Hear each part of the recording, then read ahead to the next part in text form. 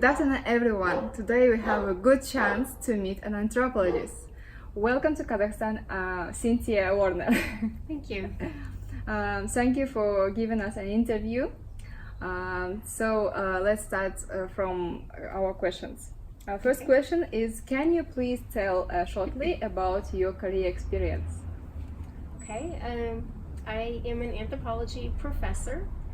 I received my PhD from Indiana University in 1997, and after that I had two temporary teaching jobs, one at the University of Iowa and then one at Pitzer College in California.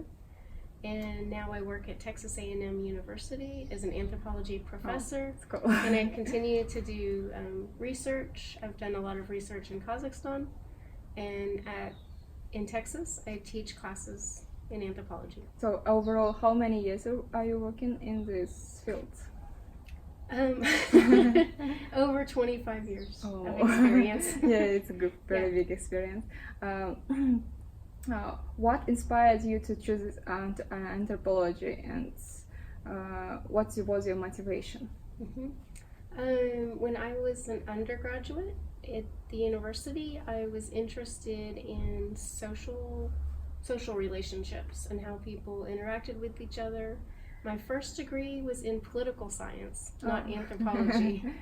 But I was attracted to anthropology because it gives you the opportunity to go to another country, to learn about people's customs and practices and all sorts of issues and how they're all interconnected. So my own dissertation research was looking at how the economy interacted with culture and just kind of social life. And in how Kazakhstan. you, after politician, become anthropologist? What was the So way after you started? political science, I applied to get a PhD in anthropology, and I wrote in my statement of purpose that I was interested in going to work somewhere in the former Soviet Union, and that I had a background in politics of this region, and that the background would be useful for changing to anthropology. So I had lots of methodological experience that was relevant for studying anthropology, and some general knowledge of the region of what was then the Soviet Union. Yeah, great.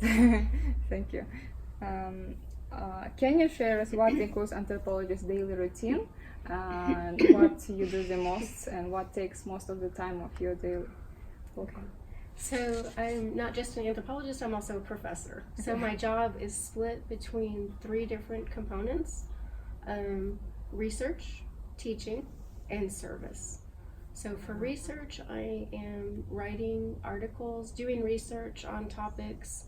Part of the research is done in other places, like coming to Kazakhstan. I've also done research in Mongolia, and that research involves interviewing people about various problems and questions. And then I come back to Texas and I continue to do research and write articles about that. So that's one part. The second part is teaching. I teach a number of different classes in Texas. In anthropology. In anthropology. How much popular Kazakhstan, for example, or Central Asia in... People don't know that much about Central Asia, so the difficulty is getting them to sign up for the class. Once they take the class, they're interested. But they don't know that they're interested before taking the class. Yeah. We should more promotion it, yes. Yeah, it's hard. And then the third thing is service. So that involves what? Service. So sometimes I'm reviewing journal articles, sometimes I'm serving on committees in my own university, and things like that. So you do it by yourself, yes, sometimes I'm working with groups, committee groups. Yeah. Great.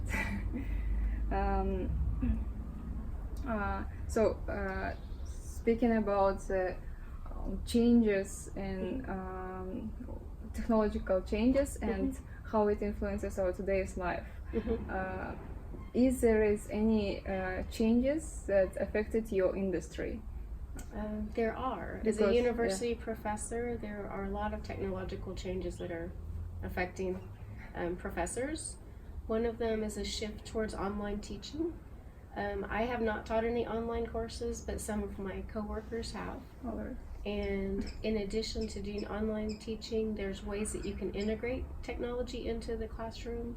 So sometimes I've used apps like Poll Everywhere. You can ask students in your class questions. Yeah, And with their cell phone, they show the results, and you could just show it up on PowerPoint. So things like that. PowerPoint obviously I think if you popularize and use your education like about anthropology, your study will be more popular because online. Yeah, exactly. To kind of sell the. Yeah, that's a very good point. And then other things, doing survey research. So using online surveys is another form of technology.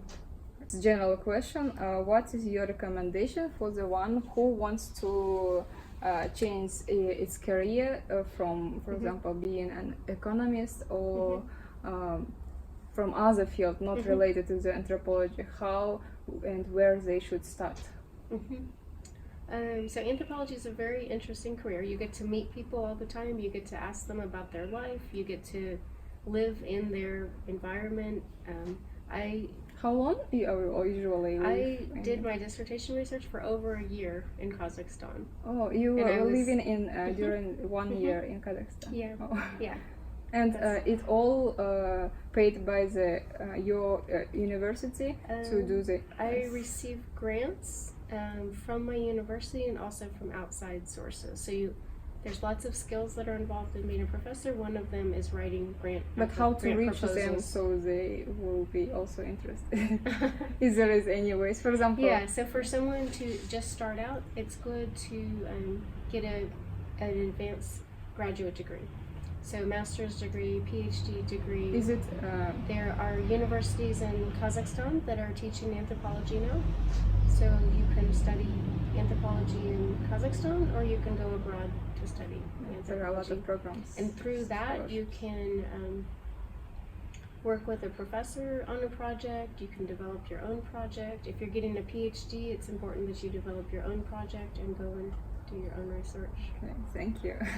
Can you share about your school life? What was your dream work when you were at school? That's a good question. I changed my mind quite a bit. I wasn't sure what I wanted to do when I was in high school. Sometimes I was interested in computers, because computers were relatively new then and I was fairly good at them. Sometimes I wanted to be a diplomat. I liked the idea of going to other countries and living there. Did you try to have a short work experience? No? I did not. I just kind of had the dream that someday I would travel. I was interested in traveling. And I didn't know about anthropology as an undergrad. I only learned about anthropology as I was finishing my undergrad degree and looking to go to grad school. So after bachelor degree, you just go to master immediately. I went to master's and PhD at the same time. So I was going in a PhD program and I got a master's along the way. Really? You can do it both at one time? Oh, I didn't know about this chance. Yeah. So you didn't have any plan when you graduated school, but after then you just come I wasn't during sure, the master. wasn't sure what I was going to do. I had a degree in political science. I thought about doing graduate study in political science, but then I learned about anthropology and changed my mind. The reason I liked anthropology more than political science was the opportunity to do qualitative-based research. Political science is very quantitative, so you do a lot of statistical analysis. Anthropology is qualitative. You spend a lot of time living in another country, doing interview-based research, hanging out with people, getting to know what their daily life is like. So that sounded like a lot of fun. It's like a blogger life. Yes. Today. Kind but you make researchers and you can. You're doing research and you're writing scientific articles. Yeah, I think it's cool. Yeah, thank you. I think you really enjoy this work. Yeah. Yeah. That's right. I have a new question in my mind. what are three main characteristics should have anthropologists, like to be patient in mathematics or to be patient in statistics? What do you think? I think you have to have good social skills, know how to read other people. So when you're interviewing people, you have to know when a question is sensitive and maybe you should back off a little bit, and when it's a question that you can tell someone's excited about answering it. So that's one thing. I think you have to be flexible. You'll be living in a different community where things are going to be very different from what you're used to, so you have to be able to go with the flow, not be so rigid about things must be the way you're used to them. And then finally, be open-minded.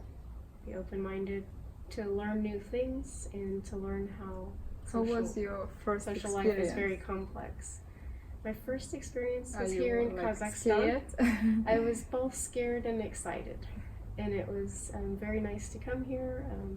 People were very hospitable, very friendly to me, and I was very fortunate to pick Kazakhstan. It was a great place to do research.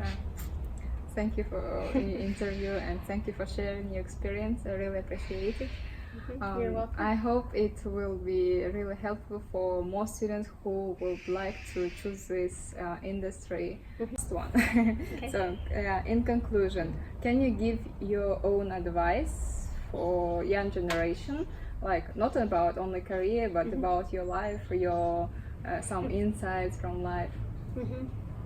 I think one of the things that I've learned is to always be persistent, to keep trying. So I had a dream to become an anthropologist, to become an anthropology professor. Things don't work out every single time. I've applied for grants that I didn't receive, but I kept applying for grants. I applied for jobs that I didn't receive, but I kept applying for jobs, and then I eventually got one. Be persistent. Be persistent. Be consistent. Stick to your dreams and be persistent.